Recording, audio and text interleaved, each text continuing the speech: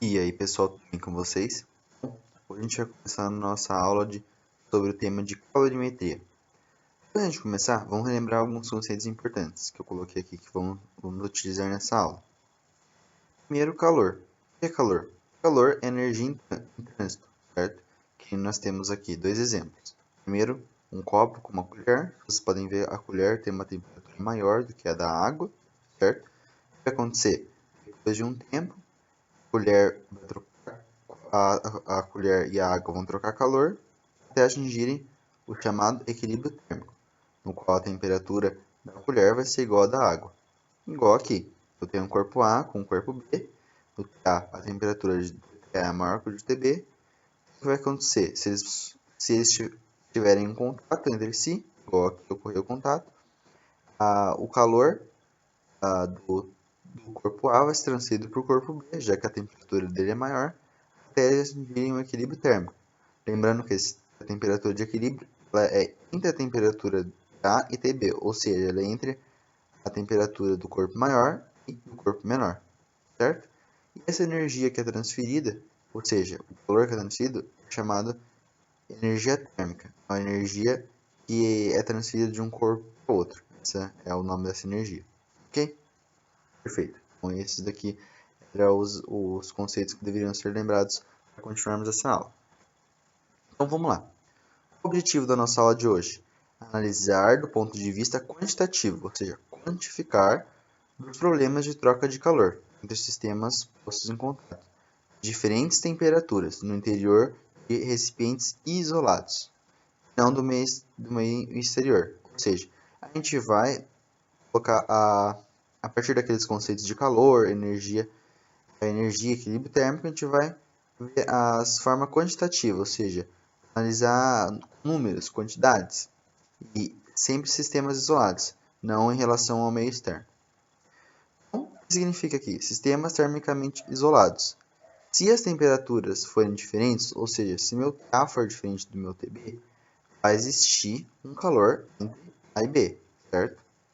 Se o meu TA for igual ao meu TB, eles não vão ter calor entre eles, já que eles estão em equilíbrio térmico. Ou seja, os corpos estão em equilíbrio térmico. Coloquei aqui. Nessa aula a gente vai ver basicamente três tipos de calor.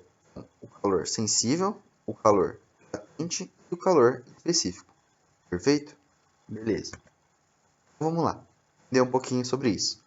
O calor sensível é a quantidade de calor que um determinado corpo cede ou recebe quando varia sua temperatura, causa a variação de temperatura do sistema. Então, o calor sensível é o calor que vai ser transferido, ou seja, cedido ou recebido por um corpo quando eu vou variar a temperatura. O calor latente é a quantidade de calor que um determinado corpo cede ou recebe quando muda sua fase ou estado físico. Ou seja, durante a mudança de estado, a temperatura permanece constante. Vamos lá, vamos ver essa imagem aqui para ficar um pouco mais claro. Se vocês forem ver, essa imagem começa com um gelo, né, cubos de gelo, que estão a menos 10 graus Celsius. E quando eu mudo a temperatura, ou seja, eu passo de menos 10 graus Celsius para zero, ele continua sendo gelo. Ou seja, ele manteve sua fase, porém variou a temperatura. Ok? Então, isso é o calor sensível. Manteve a fase, estado físico dele, tipo gelo, gelo. Porém, teve uma troca de calor, variando assim a temperatura. Ok? O calor latente é diferente. Vocês podem ver aqui, ó, o gelo está a 0 graus Celsius.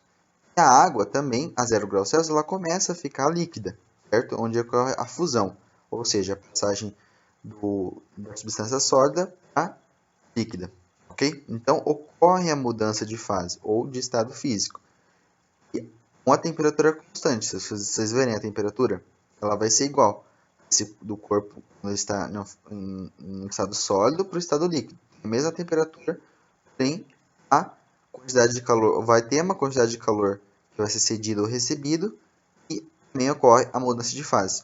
Se vocês forem perceber isso, ó, até a água chegar no seu estado de 100 Celsius, que é estado de vaporização, tudo é calor sensível. Por quê? Vou variar a temperatura e não tem mudança de estado físico. Porém, quando eu chego na parte de vaporização, ou seja, transformando a água líquida para vapor, o que acontece? Acontece que eu mantive a minha temperatura, 100 graus Celsius, ou seja, mantive meu estado físico, mas eu tive uma troca de calor, ou recebi calor, ou cedi, essa mudança de estado, mas eu mantive a temperatura constante. Ok? Então, basicamente é isso. Coloquei uma observação aqui. Um corpo apresenta dois tipos de energia. Um corpo. Energia potencial de agregação é que essa energia potencial de agregação é que mantém o estado físico. Essa energia a gente observa onde? No calor sensível. Ou seja, quando um corpo mantém o estado físico dele, ou seja, aqui sólido, aqui líquido, depois aqui vapor, o que faz o corpo manter o estado físico dele, mesmo variando a temperatura, é essa energia potencial de agregação das moléculas. E a energia cinética de vibração, ela se relaciona à temperatura do corpo. Ou seja, ao mesmo tempo que eu vou aumentando a temperatura, lembra? Aumentar o grau de agitação das moléculas, né? Então, nada mais é do que essa energia cinética de vibração. Ela relaciona a temperatura do corpo. Quanto maior for a minha temperatura, maior vai ser o grau de agitação das minhas moléculas, então maior será a minha energia cinética de vibração. Ok? Agora vamos começar a falar sobre a quantidade de calor. Presta muita atenção agora começa a colocar as grandezas da calorimetria. Vamos lá. A quantidade de calor é representada pela letra Q. Guardem isso porque nomenclatura é uma coisa muito importante. A gente representa a quantidade de calor, a unidade é medida em calorias, isso aqui é cal de calorias. Uma caloria equivale a mais ou menos 4,19 joules. Então, a minha quantidade de calor, por exemplo, se eu estou medindo no comprimento, ou centímetro, metro, então a minha quantidade de calor, ela equivale posso medir ela em calorias ou em joule, ok? Então, vamos entender um pouquinho melhor. Eu tenho duas quantidades de calor, ou seja, quando o meu Q1 é igual ao Q2, quando atacarem variações iguais de temperatura. Então, se eu tiver a mesma variação de temperatura, os meus Qs vão ser iguais. Se a minha massa, se o meu M1 for igual ao M2. Então, a minha quantidade de calor de Q1 vai ser igual à quantidade de calor de Q2. Perfeito? Por exemplo, se eu não tiver a mesma massa, vamos supor que eu tenho um corpo com massa M1. E o meu M2 é N vezes maior, N vezes o meu M2, a minha massa M2, é igual ao meu M1. Esse meu N é tipo um número natural, nem 1, 2, 3, 4. Ou seja, vamos supor que o meu M1 ele é 4 e o meu M2 ele é 2. Então, que número eu tenho que colocar para ser igual ao meu M1? 2, né? Então, 2 vezes 2, que é 4, vai ser igual à massa do meu M1, é 4. Então, o que isso significa? Se eu tenho uma quantidade de calor, o meu Q igual a N vezes a outra, quando ambas provocam a mesma variação de temperatura, ou seja, meu ΔT1 for igual ao meu ΔT2, ao serem trocadas com o exterior, por massas iguais a N vezes maior que a outra. Ou seja, se eu tenho a massa do meu N2, do meu M2 do meu M1 é N vezes do meu M2, então a quantidade de calor do meu Q1 é N vezes o meu Q2, certo? Vamos supor se a minha quantidade de calor aqui com massa 2 foi aqui 20, certo? Então, o meu M2, meu M2 vale 1, multiplicar para ser igual a 2 do M2, eu tenho que multiplicar por 2 aqui.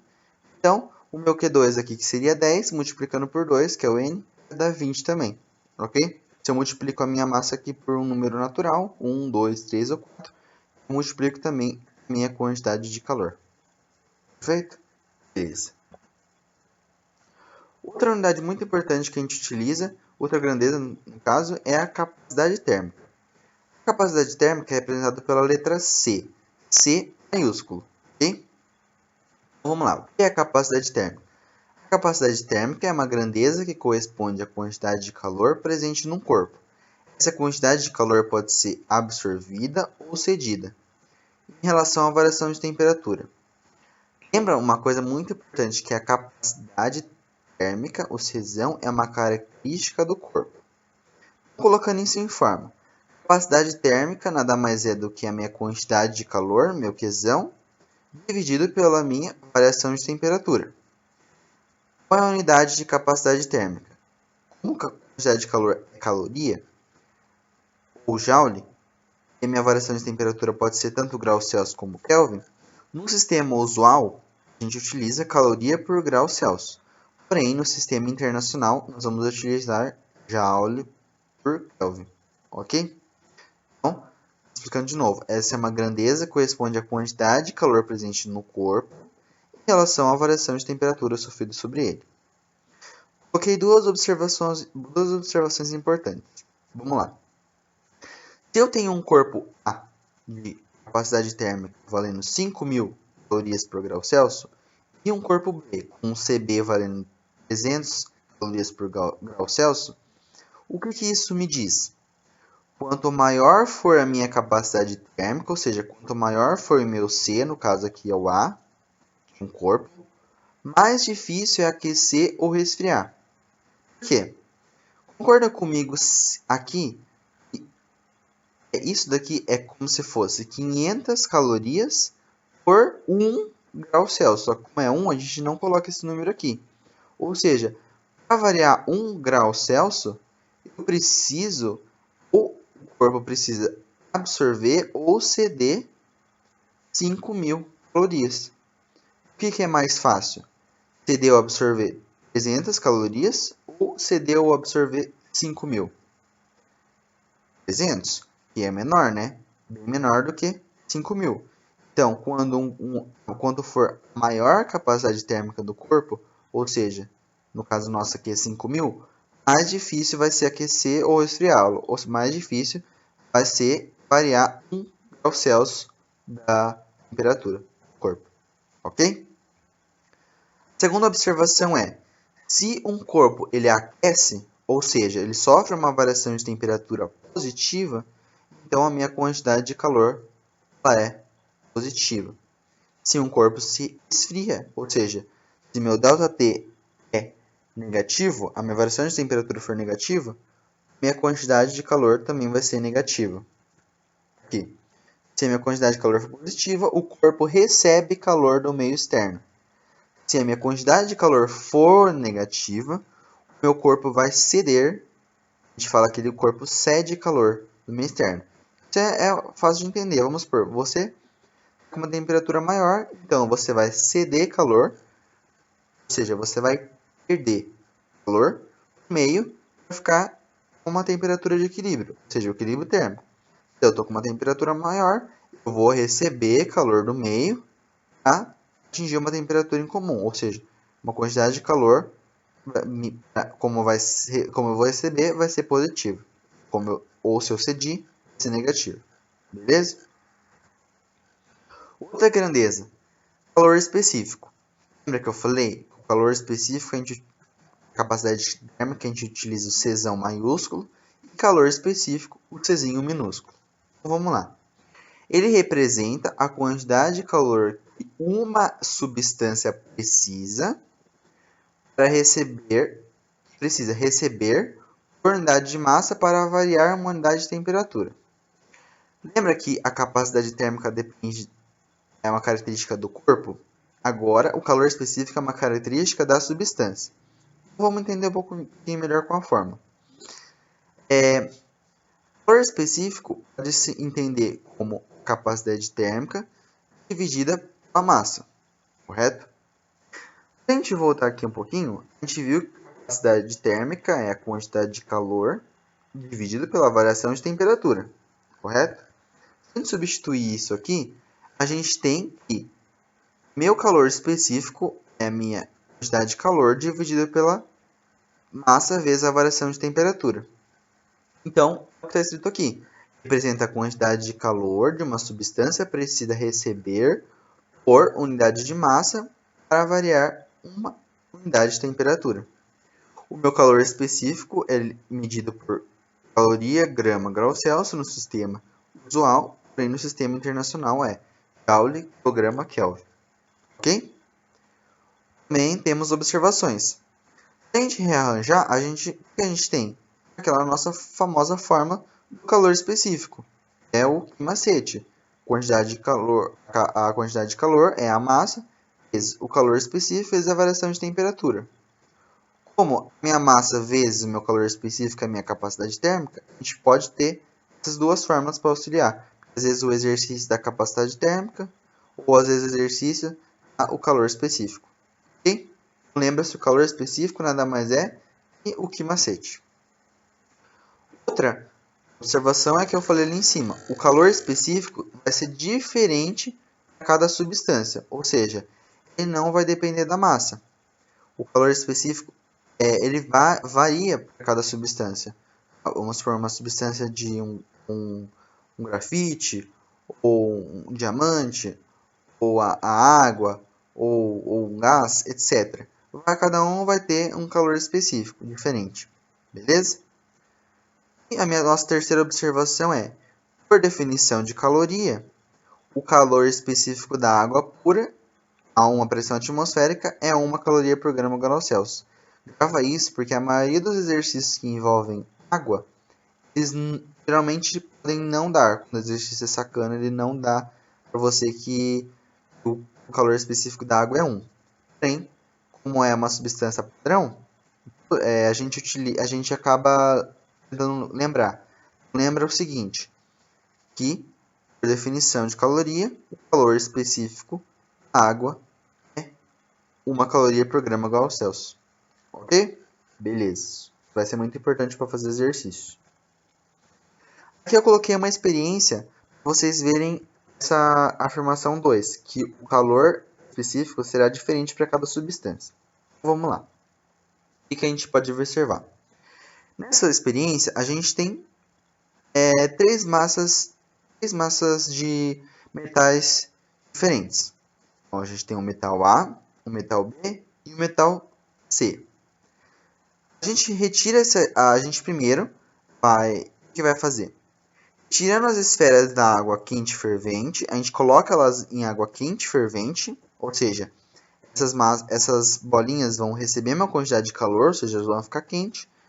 Depois a gente vai colocar elas sobre um bloco de gelo. Isso é como se representando um bloco de gelo.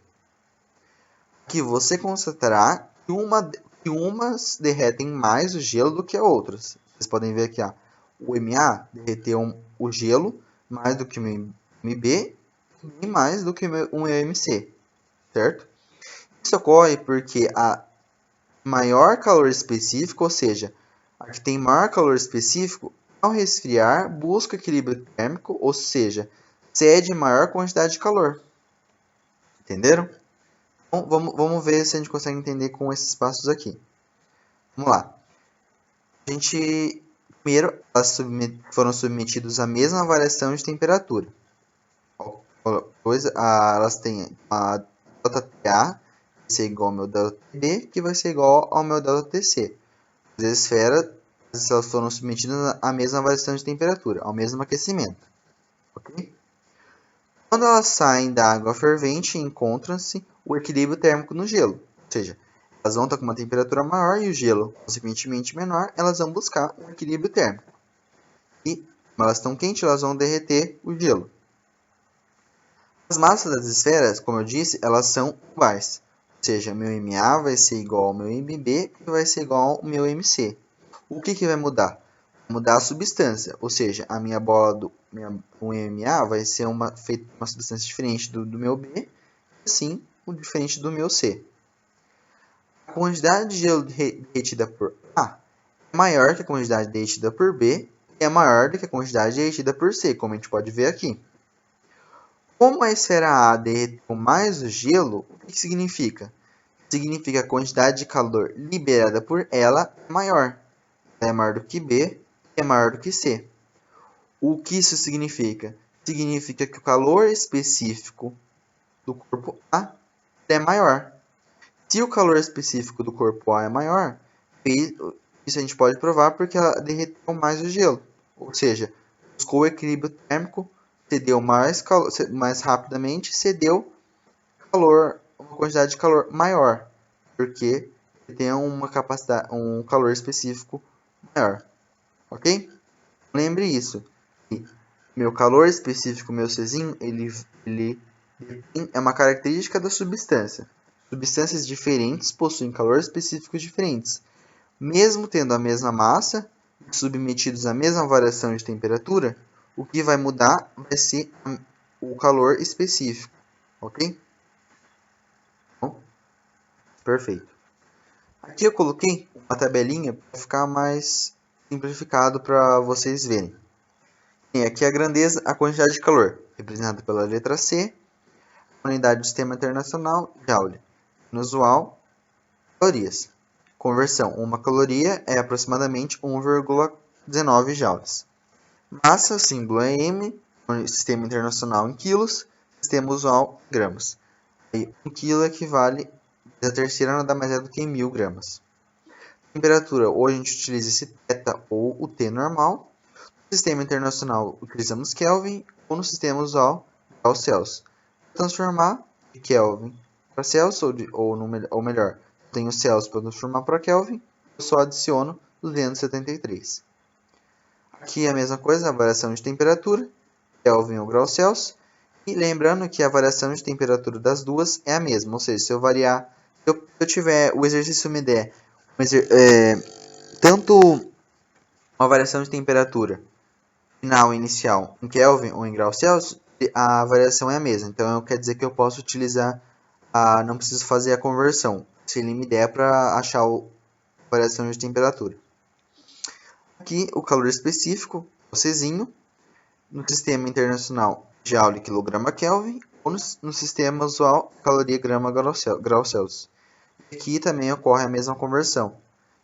E um calor específico aqui, né?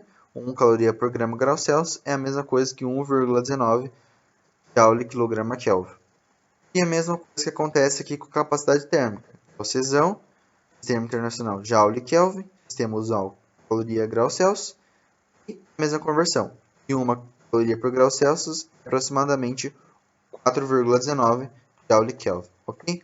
Então essa tabelinha aqui é muito importante. Sugiro vocês gravarem ou anotarem em algum lugar para facilitar a vida de vocês. Mas também não só as fórmulas, lembrar dos conceitos. Como se tiver alguma dificuldade, volta o vídeo ou pausa para entender um pouco melhor.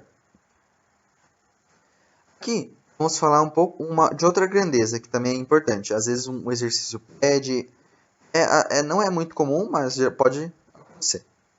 Que é a equivalente da água. Ou seja, se a gente, dado um corpo de massa, calor específico qualquer, fornecemos uma quantidade de calor neste corpo. A gente define essa equivalente de água, representado pela E, representado pela letra E, este corpo como a massa de água que, ao receber a mesma quantidade de calor, vai sofrer a mesma variação de temperatura. Vamos lá. A gente tem a nossa fórmula padrão aqui, que é a quantidade de calor, a massa vezes o calor específico, vezes a variação de temperatura, ou seja, o Q/macete. O meu Qzão de um corpo qualquer vai ser a minha massa do meu corpo vezes meu calor específico do corpo vezes minha variação de temperatura. Relacionando isso com a água, vai ser a massa da água que eu tenho vezes o calor específico da minha água vezes a variação de temperatura. Ora, se eu falei eles para sofrer a mesma variação de temperatura, então eu não preciso ter esse meu ΔT, correto? O que vai sobrar? Vai sobrar nada mais do que minha massa do corpo vezes o calor específico do corpo. Isso equivale a minha E da água. Concorda que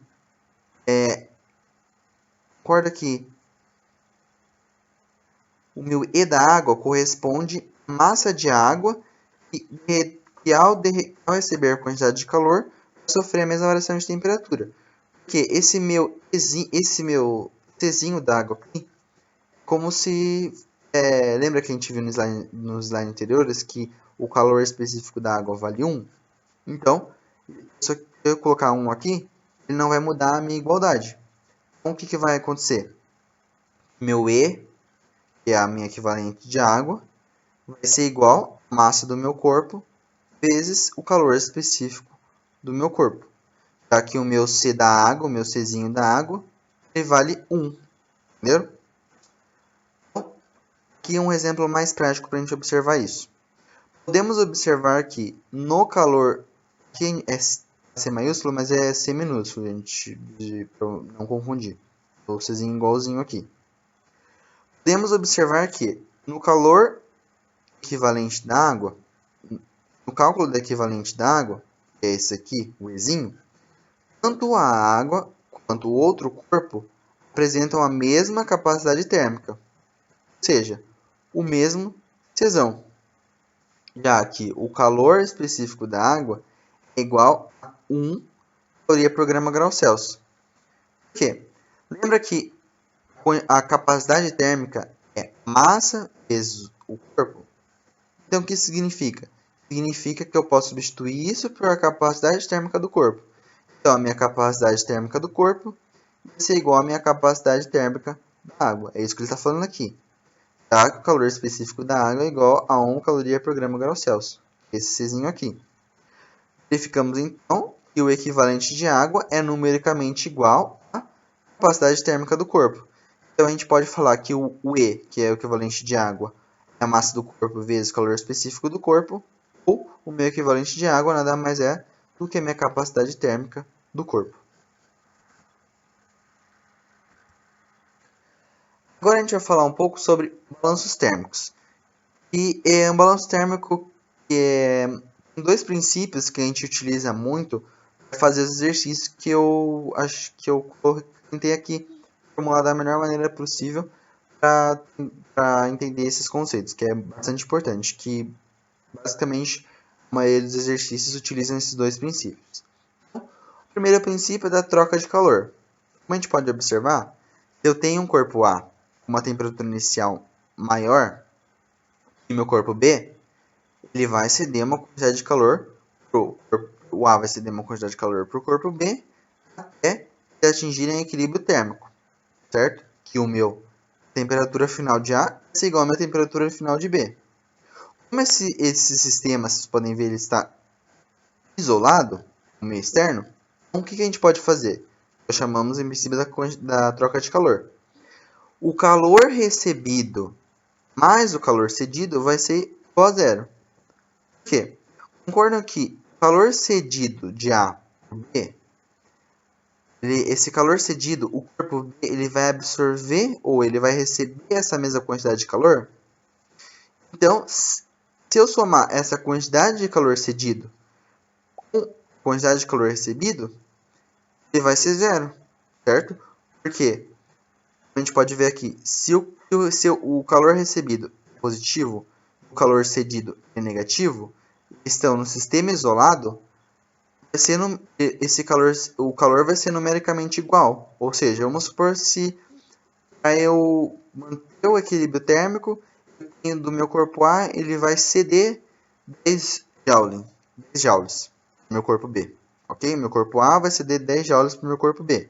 Então, ele vai ceder, vai ser negativo, vai sair do meu A, menos 10 joules. Aqui.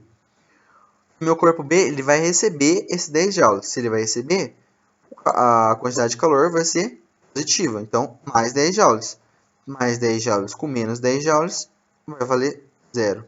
Ok? Então, esse é o princípio das trocas de calor. Outro princípio importante é o princípio da transformação das inversas. Então, o que é isso? Significa a quantidade de calor absorvida ou cedida por um corpo, uma dada transformação é numericamente igual à quantidade de calor cedida ou recebida na transformação inversa. O que significa? Coloquei aqui um exemplo para ficar bem claro essa ideia. Então, vamos supor que eu tenho um gelo, 1 grama de gelo. E para ele passar da fase de gelo para a fase líquida, ou seja, completar a minha fusão, ele vai absorver 80 calorias sobre 1 atm, certo? Agora, se eu quiser fazer o processo inverso, pegar 1 grama da água a 0 graus Celsius, ele vai liberar a mesma quantidade de calor que ele absorveu, ou seja, ele vai liberar 80 calorias para a sua completa solidificação, ou seja, transformar de volta de líquido para o sólido. O princípio da transformação inversa significa que o quê? Uma transformação, ou seja, uma mudança de estado, ou seja, do sólido para o líquido, do líquido para o gasoso ou vapor, ou inversamente, do vapor para o líquido, líquido para o sólido, a quantidade de calor que vai ser absorvida ou cedida vai ser a mesma, ok? Isso que é o princípio da transformação do inverso. Para finalizar, galera, eu coloquei aqui, vou falar um pouco de calorímetros. Calorímetros é um instrumento de medida, como vocês podem ver aqui nas duas imagens. É um instrumento bem simples, basicamente utilizado em laboratórios para fazer experimentos de transferência de quantidade de calor ou para ver a quantidade de calor entre os dois corpos, etc. É composto basicamente por um termômetro, onde vai medir a temperatura, né? Tá? Essas paredes isolantes, ou seja, essas paredes isolantes impedem que se interaja com o meio externo, ou seja, isola só o ambiente que está lá dentro. Aqui nessa imagem dá para ver melhor. E esse agitador nada mais é do que quando eu coloco dois corpos em temperaturas diferentes, até eles atingirem um equilíbrio térmico vai demorar um pouco, certo?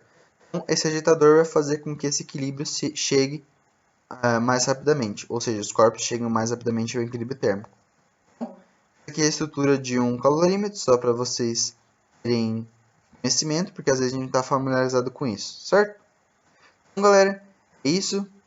Hoje encerramos nossa aula de calorimetria. Espero que tenham gostado e até mais.